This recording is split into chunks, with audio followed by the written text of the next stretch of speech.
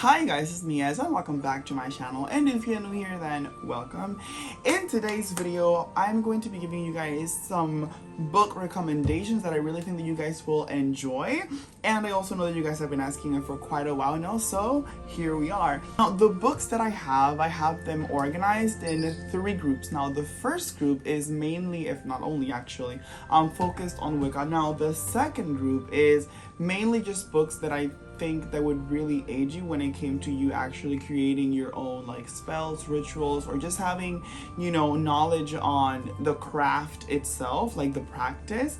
And then we have the third group, which is mainly books that I tend to go to like all the freaking time that I'm doing research. Now with the first group of books, I have them organized in a way that is from the simplest to the more like complex-ish. Now it's not that it's hard to read or anything, but rather that it's more, I want to say, like sort of scholarly, in the sense that it introduces to you different topics that you may not have heard of, or at least that's the way that I see it. Now the first book is Wicca by Vivian Crowley. Now this book is literally really good if you just want to have a very basic introduction to who the gods are, the wheel of the year, the elements, you know, nature, magic, energy and stuff like that. And the best thing about this book is not only the fact that it is hardcover, but also it's the fact that it's it's a very small book, but it also just looks very like pleasant. It's aesthetically pleasing, at least to me. And then also, you know, it does have exercises. It's not just knowledge, but things that you can actually like put into practice as well, which I really like that about this book. Highly suggest that you get it if you just want like a basic understanding of what Wicca is. Now the second book is Wicca, a guide for a solitary practitioner by Scott Cunningham. This book, amazing. Literally, it goes way more into detail of the stuff that's explained here. It goes into more detail. It explains, you know, again, who the gods and who the goddess and the god are, you know, the wheel of the year. It gives you I believe some exercises. It has some spells. It literally is a really good book if you want more information upon what Wicca is and the practices and the beliefs. You know, it teaches you music, dance, and gestures, like things that you can use in your own practice. It goes into like the tools, which I believe this also touches upon, the days of power, you know, and just like so many things. Like, you know, it even has like its own self-dedication ritual. It has its own like basic like ritual design that's basically like a guide so that you can more so like create your own ritual based on the outline that this pretty much gives you. And I don't know, it just has like so many things, and it actually even has like its own like Standing Stones Book of Shadows. So if you need like a basic like Book of Shadows, like to give you like an inspiration more so of what yours can look like, definitely a must get. This is a book that I have noticed that a lot of people who are new to Wicca tend to get, and it is a really good book and a really good choice. I again really recommend this one as well if you're just starting out, and just, you know, it not only saves you money but also gives you the basics. If you want to go more into detail, this is the one. Now if you want to expand more on the stuff that you have learned here and just basically have a more bigger understanding of who the gods are and what the Wiccan practices may look like and what everybody else's practice may look like as well, this is the book that I recommend. Living Wicca by the same author, Scott Cunningham. Really, really good book. While this one focuses on teaching you like, you know, the basics, this one focuses more on expanding and allows you to basically like have, I guess, sort of a format so that you're able to create your own tradition with the knowledge that you currently have, and also I think ways in which you can apply knowledge that you will gain to your own practice to make it into your own tradition. The thing that I love about this book is that after each like that's not the part. After each like chapter, it gives you like book recommendations, like book suggestions sort of. Here it is. So, you know, it has like readings, which is amazing. You want to learn more about the goddess? Boom. You want to learn more about the god? Boom. You want to learn more about XYZ? Boom. And it is literally really, really good if you want to expand on different books. And I really hope that other authors tend to do this. I mean, I really hope that they get into the habit of doing this, because the information that they have in their own book is good, but where did you get it? You know, this has, you know, a part where it's all about learning, the practice, and then creating your own tradition. Now, in terms of the practice, it has a lot of like simple rites, prayers, incantations, chants, and just so many things that I really think that everybody will like. And actually, there's something that I really liked about this book when it came to like, you know, the god, you know, the god is known obviously as many names, and out of those many things that he's known of, he has attributes. Now those attributes are basically the things that make him, you know, the god of the sun, the god of human fertility, so, you know, sex, the god of earth, the wild animals, the crops, desert, plain, valley, summer, hunting, death and rebirth, etc. Now when it comes to the goddess, you know, she's the goddess of outer space, the moon, the earth, you know, freshness, renewal, beginnings, promise, childbirth, mothering, love, beauty, etc. You know, and I love that it gives you like so many like different like attributes on how to like view the goddess, because like she's not just this one thing. Same thing applies to the god, but she's this thing, but also many things included.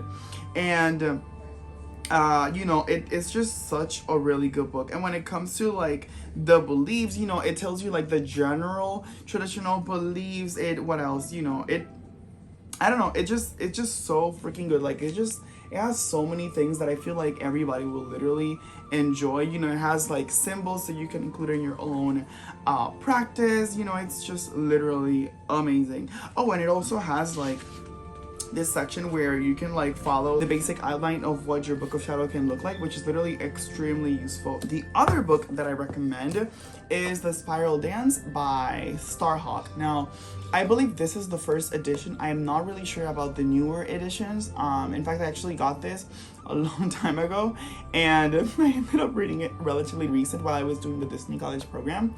And this book, I remember that I got it in a Wiccan event, and when I got it, I was like, oh, I'm gonna read it so fast. I ended up lying to myself, because when I opened the book, it literally felt so intimidating. Like, bro, like the letters are small, and like, I don't know, to me, the exercises, and like, there's just a few things that are like, for my brain, they were like oddly formatted, and I'm trying to look for them, not this making me look bad. For example, I don't know, this, to me, I saw this and I'm like, I don't get it. Obviously, I haven't read like the beginning of the chapter. How the heck am I supposed to understand it, right? But there's like this other part that I cannot seem to find. Point is, to me and my brain at the time, it was like very confusing, and I'm just like, my dude, what? Anyways, I cannot seem to find it. That's, you know, amazing. This book, extremely good. It focuses on the fairy tradition, and it literally goes into so much freaking detail. Like, if you want to have a book that will allow you to learn more about the goddess and who she is, this is the book. The god, even more so as well. It goes into detail about the wheel of the year. It explains to you, you know, different spells, and the amount of exercises that this book has is literally mind-blowing. So if you want to have a book that will literally teach you, you know, a lot of stuff, but also give you some, you know, exercises to actually practice, definitely think that this is the way to go. Now, good example. So for example, you know, this is, I don't know, this random here, to charge Innerval Charm. And I, for example, light a candle, or like immortal and pestle grind together, blah, blah, blah, blah. And I'm like, okay, this is, okay, light a blue candle. I'm like, my dude, I don't know. At the time, because to me, caps is literally like yelling or shouting. My mind literally is very literal sometimes.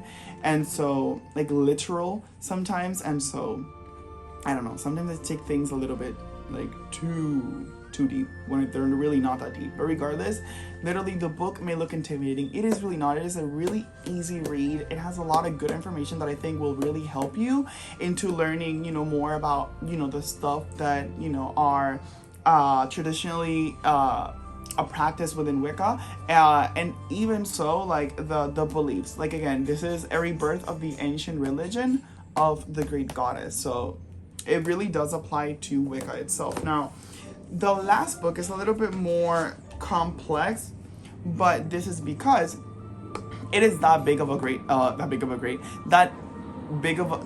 it is that good of a book. Now, this book literally, okay, imagine this, Harry Potter, I don't know, a magical world where they have, you know, libraries or whatever, and you have that big ancient book or the small whatever, and that book, you just see it on the screen and you're like, bro, this book literally has so many knowledge.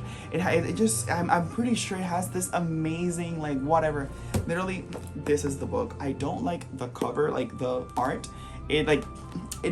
This is me just nitpicking.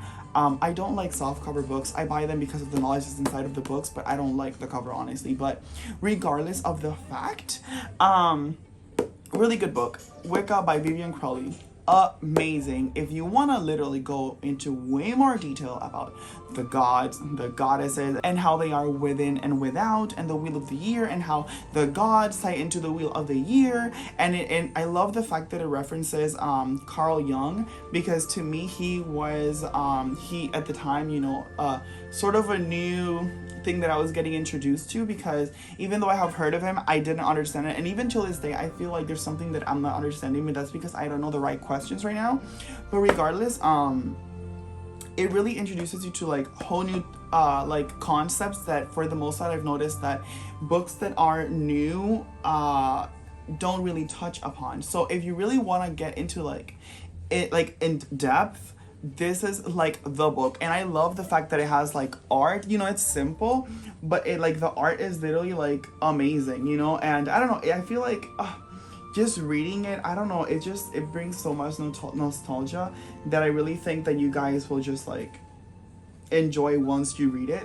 I'm trying to look for like the art that's like that actually got me to like buy it. So for example, you know, in this little diagram, you have the wheel of the year and how the god pretty much like his story, like his journey throughout the wheel of the year pretty much passes, and it is literally just like so amazing. In this case, it talks about, you know, the shadow. So when it comes to like shadow work and all that, this is really good information. Like this book, I'm telling you, is literally amazing, like my dude. Now, even though I know it mentions it here, I'm pretty sure it mentions it here as well, but it talks about love spells and how sometimes when you cast, like, it gives you the reasoning behind whenever it is that you cast like love spells for romance, you end up getting like a lustful partner, whether that be, you know, a temporary one or a long-term one. For the most part, it tends to be like a one-night stand type of thing. Like that book actually explains it to you why, and literally when I read it, I was like, bro, everything makes so much sense. I will be honest, I did not take notes, or neither did I highlight it, because at the time when I was reading you know, these two books, I was actually, you know, waiting to clock in, and I just wanted something quick to read. And literally the best books that I can suggest to read if you're just starting out, these right here definitely has really good useful information that I think that you may actually benefit a lot from, especially if you want to record it in your own book of shadows. For the second pile of books, I have this one right here. This is an encyclopedia of magical herbs by Scott Cunningham. My dude, you will notice a pattern. I love this guy. Literally, this book, literally, like it says, like an encyclopedia of like magical herbs. So like it has literally a shit ton like of, you know, images with like different types of herbs that I think that for the most part you may not even like recognize or may not even have heard of, because I know that was me.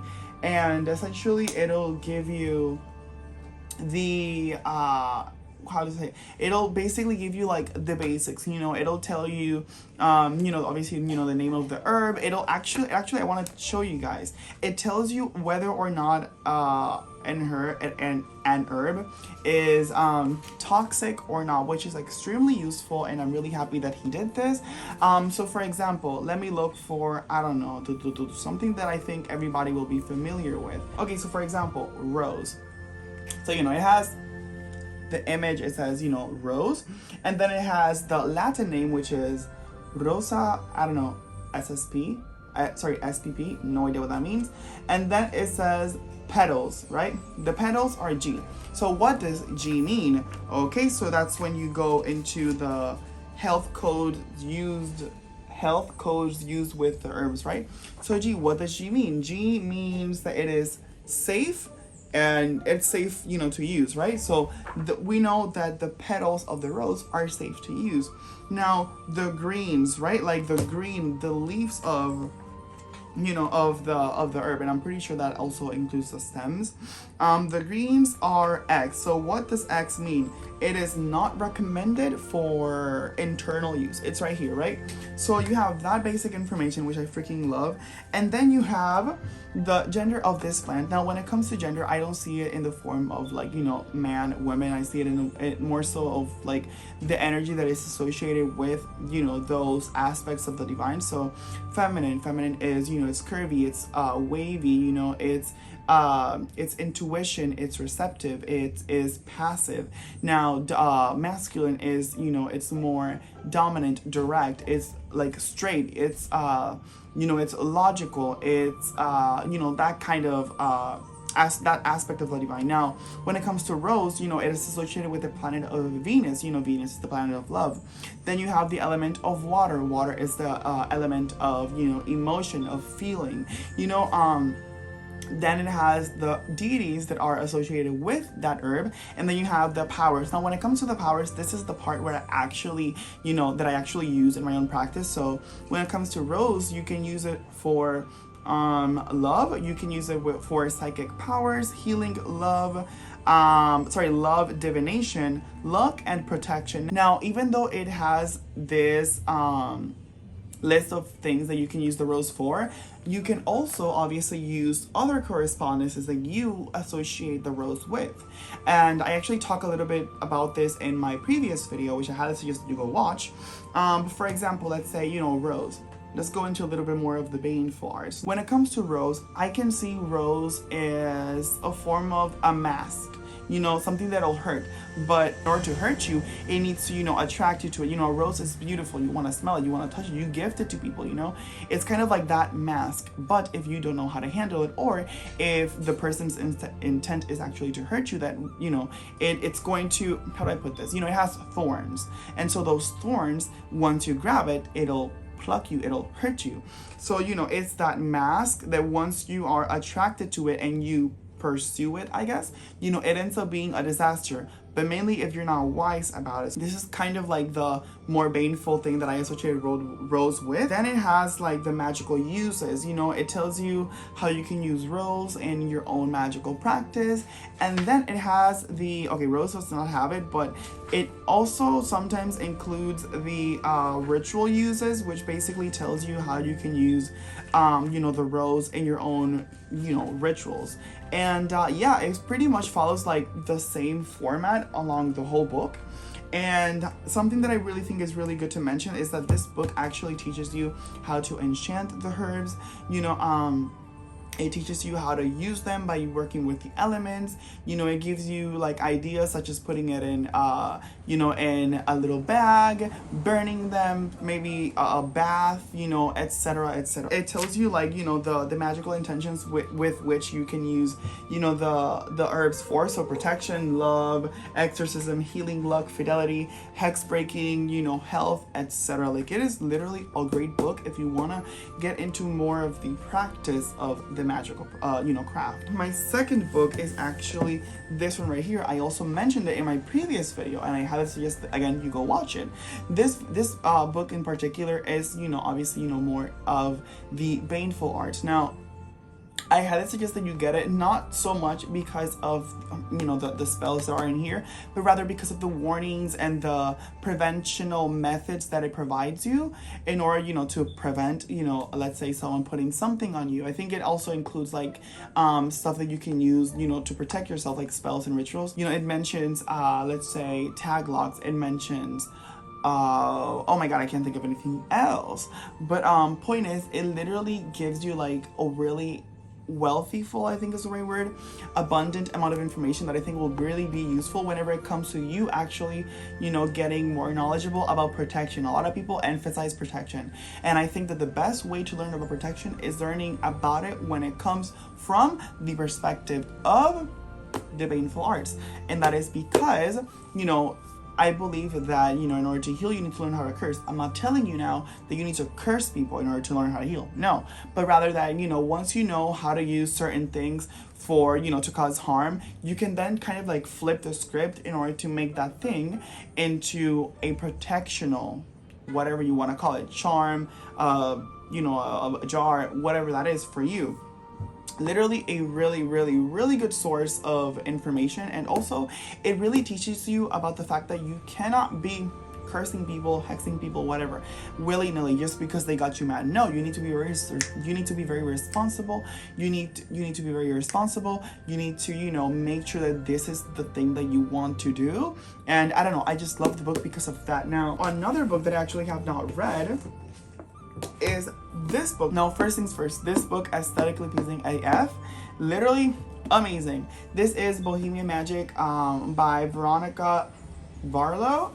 And let me tell you something, literally this is what I wish my own book looks like in the near future, but definitely I don't think this is the way that's gonna look, because of the fact that even though I love the, I think it's called junk journal aesthetic, realistically, it's not something that I think I will ever do, like, with my own Biblia Sacra, but regardless, I think it's something, thank you. I was just actually gonna mention this. Is this something that I'm actually gonna pursue with this one right here? Maybe later in the future, I don't know. Regardless, this book, because it actually inspired an idea that I never would have thought that I actually would have used in a particular spell that I did relatively recent. Now, that was using my hair for a candle spell. Now, I have been experimenting, you know, with using my own like tag locks. I love that this book mentions them as, you know, like sorcery signature, which is literally incredible. So it inspired me using my own hair. Now, I didn't cut my hair, you know, I collect my hair after I detangle my hair, you know, and then I wash them, and then I let them dry, and then I put them in a jar, which I think you guys have actually seen in my altar tour. And yeah, you know, this book, you know, it mentions hair, nails, saliva, blood. Now, when it comes to blood, do not hurt yourself. Don't be silly like that. Like, don't do that. Nobody is worth hurting yourself. Literally, if you have a uterus, you're good to go. If you do not, I got news for you. You can use your sweat, you can use your semen, you can use anything else, but bro, like, blood, do not cut yourself, like, or harm yourself for that matter in general. And when it comes to teeth, obviously, same thing applies. You can, however, use, if you have your own teeth, you know, from when you were young, you can use those for sure. But like, don't take a tooth out just because you want to. Don't, like, no. Whoever tells you that you need to, red flag, leave, not a good person, just block, unfriend, whatever, get away. A big red flag, literally. When it comes to the craft, a lot of people are susceptible to believing that you need to do something in particular in order to, like, at least something crazy as this, in order to, like, actually get something to manifest. No, there are many things that you can do alternatively, and nothing is set in stone. Literally, if you are told that you need to use bones, Abestino, no, you don't. You don't need to. You can use saliva. You can use something else, for sure. And yeah, this book, like I said, a really good read. Again, I haven't read it, but I did read that one particular chapter. And I think I also read the one about candle magic. I'm not sure. But when I read it, literally a really good read. And I am excited to actually get to this. I will mention that I do have this book right now that I'm reading. I have my own relationship with reading, and that is that I will begin a book and then out of nowhere, I will just mentally get tired. I haven't touched this book in like maybe like 2-3 weeks. I don't even know. So it's just been sitting here for me to actually get back to it. And then I also have this book right here that I want to get to, but I haven't because I need to finish this one. And yeah, now the third pile is the research pile. Now here I have a witch's Bible by Janet and Stuart Farrar. Yes, this book, this is the book, a big book. it's a hefty book. I think it's like two books in one. I think it's called A Witch's Bible for a reason, but remember, it is not the Bible. We do not have a Bible. We have, just books that are titled like that. It catches people's attention. This book talks about Sabbaths, casting and banishing the magical circle. It has its own book of shadows, it talks about the great rite, initiation rites, consecrating rites, spells, witches' tools, witchcraft, and the sex. It talks about, running a coven, which I should mention this book is coven centric, I think is the way that you would call it. But regardless, it is like everything here is coven. But you can basically adapt the stuff here into your own magical practice if you are a solitary practitioner.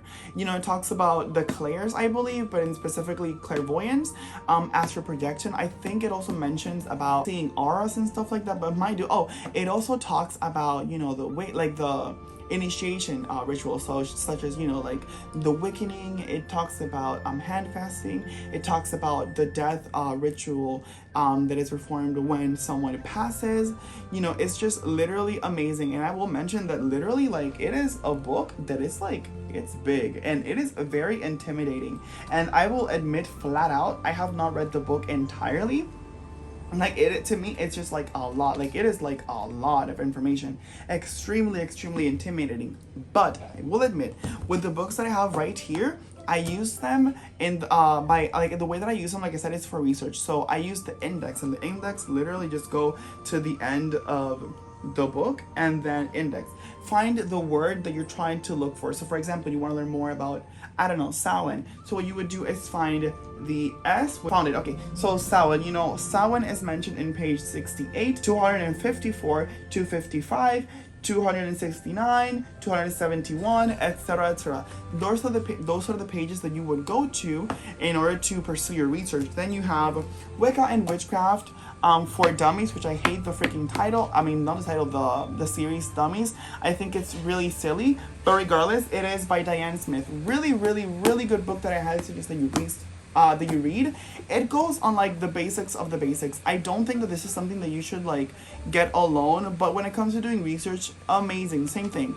Index. This will teach you multiple things. Now, when it comes to being really basic, I literally mean it, literally. So it'll literally tell, for example, from what I can remember, and I'm really open into admitting that I'm wrong if I am, but from what I can remember, there was this part of casting a circle where it literally said ground and center.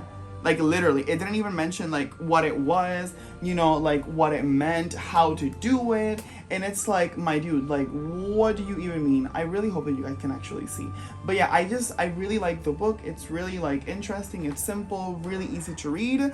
But the pages honestly look like the pages from the phone book, and I don't like that. And also, again, the Dummies series, I don't like it. I hate the For Dummies, because I don't think that people that need this book to read are dummies or whatever. It's just a matter of we all learn differently, and but that's just my opinion. And then we have this book, the Big Blue book, the Big Blue, which is a complete book of witchcraft by Raymond Bucklin. I almost said Scott Cunningham. But yeah, by Raymond Bucklin. This book, literally amazing. It is very coven based, coven centric. Everything here is coven. Same thing applies as a witch's Bible. You can adapt it to your own practice. It has multiple, and I mean multiple exercises. It has, many rites. And the thing that I love about this is that this is literally structured in a way that is literally to teach you how to do things, of course, as books are. But what I mean is that this is, for example, this is in the form of lessons. So at the end of every chapter, you will find, you will find questions that you will, need to basically answer if you wish to do so. And I just literally love it. And then we have we have, for example, so here, for example, lesson 13. So you see, everything is a lesson. And then we have here how to cast a circle, how to close a circle, how to who the gods are, who they were in ancient times. What else? We just have so many information. The cone of power. dancing, chanting, you know, it has the Theban alphabet. I think it actually has, what the hell? Yeah, it has the CX Wicca runic alphabet. You know, it has like literally like so many things, like so it teaches you how to create your own robe, your own tools, I believe, as well. Like, it's literally like so good. And the fact that it has like pictures, oh baby, this is like the book for me. And yeah, these are the books that I highly suggest that you read. Now, honestly, like I said, you know, these are the books that I have read or the ones that I constantly go to when it comes to research. I definitely suggest that if you have some that you recommend that are not these ones, highly suggest that you put them in the comment section below, because I'm pretty sure that we can all benefit from that as well. And yeah, I think that would be all for this video. I do want to ask once again, if you have more books that you recommend, put them in the comment section below. I want to make this video that one space that you can go to in order to pretty much get book recommendations. So if you're shy, bestie, push through, you can do it. Let me know what is your favorite book regarding, you know, the craft, the practice. Do you have any other book that is not Wicca or witchcraft specific that aided in your own magical practice, in your own tradition, in your own beliefs? Let me know or let us know actually in the comment section below. I'm pretty sure we're all really excited to actually get to those books.